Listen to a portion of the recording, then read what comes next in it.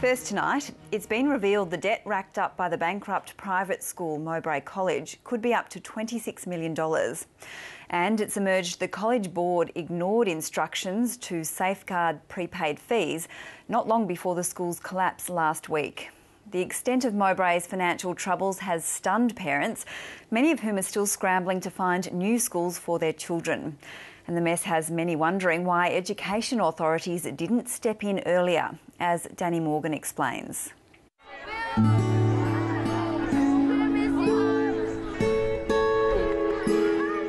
The devastation caused by Mowbray College's collapse was clear when Prep to Year 10 students said their final goodbyes this week.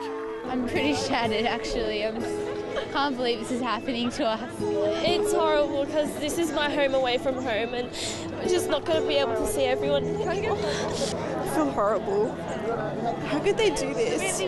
Year 11 and 12 students will continue on until the end of term, but after that the college will be closed for good. There are just too many hurdles for a white knight to attempt to reopen in time for July. Shocked parents are now desperate to find new schools. A lot of those are overcrowded and aren't taking enrolments. There's 1,200 students all scrambling for a new position in another school, and we're struggling to find an option. Falling enrolments and a succession of 4 different principals in 2 years had led to rumours Mowbray was in trouble. But few people had any idea the school was so deep in debt and would be shut down almost immediately. When you get an email or find out through the news and stuff like that, and your kids are actually sitting there watching telly thinking everything's okay, and then you got to drop the news to your daughter, that was hard for both of us, yeah, it was hard. The people who've caused all this mess, they should be made to pay for it. Most fingers are pointing to the school board. I'm very unimpressed with the board as it's been configured variously over the last few years. Very unimpressed that they, I'm sure a number of them are well-meaning parents with the goodwill in the world, but clearly the board either didn't have the competence or the wherewithal to understand the school situation and do something to redress the problems. It's early days in the investigation, but Administrator Jim Downey says there's no evidence of any deliberate wrongdoing. These people have not set out to cause this problem, but it's unfortunately crept up on them. When he was appointed last week, Mowbray's debt was estimated at $18 million. It's now listed at $26 million or above. As the days go by, the numbers never shrink. The National Australia Bank is the biggest creditor with about $18 million owed.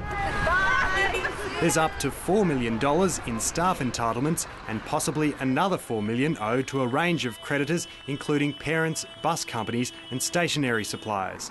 I'm urging the state government and the VRQA and the administrator to do all they can to investigate the finances of the school over the last few years, a real forensic audit of the school's finances to check on the dealings. Someone's got to find out exactly what went wrong here. The Victorian Registration and Qualifications Authority is the state government body responsible for monitoring private schools.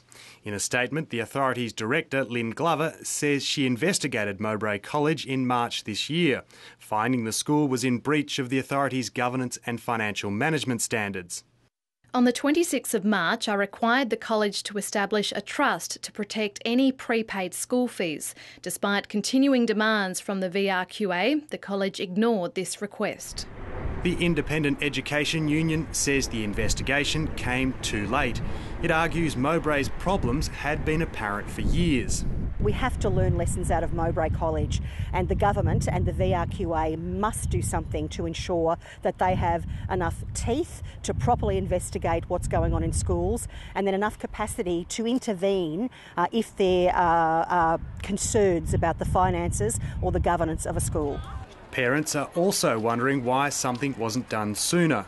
As parents and as taxpayers, we should have been advised that there was issues prior and we could have done something about it. It's just a big shame that something hadn't been noticed prior. The authority won't say whether it's investigating any other schools in a similar situation. But Mowbray College parents say their experience is a timely lesson for other families using the private school system. Any other private school in the industry today please have a look at your books. Please have a look at the people that are directing your schools so that you don't end up in the same problem where you've ended up in. I'm sure that following this episode there will be even closer scrutiny of private schools and their operation and governance.